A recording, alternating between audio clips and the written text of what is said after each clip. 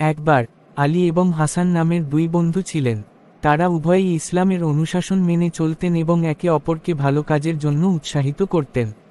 একদিন তারা শহরের একটি মসজিদের পাশে একটি গরিব বৃদ্ধকে দেখতে পায়। বৃদ্ধটি অসুস্থ এবং তার কাছে খাবার নেই।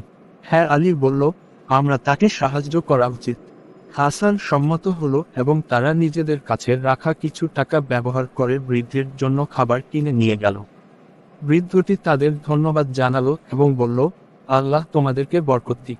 এরপর আলী ও হাসান বুঝতে পারল যে একজন গরিবের সাহায্য করার মধ্যে আল্লাহর রয়েছে। তারা সিদ্ধান্ত নিল যে প্রতি সপ্তাহে তারা গরিবদের সাহায্য করবে এবং তাদের জন্য খাবারের ব্যবস্থা করবে। এভাবে তারা নিজেরা ভালো কাজ করতে থাকলো এবং সমাজে একটি সুন্দর উদাহরণ স্থাপন করল। তাদের বন্ধুত্ব এবং সহানুভূতি অন্যদেরকেও প্রেরণা দিল। হ্যাঁ, এই গল্প থেকে আমরা শিখতে পারি যে একজন মানুষের সাহায্য করা সর্বদা গুরুত্বপূর্ণ এবং এটি আমাদের বিশ্বাসের একটি গুরুত্বপূর্ণ অংশ।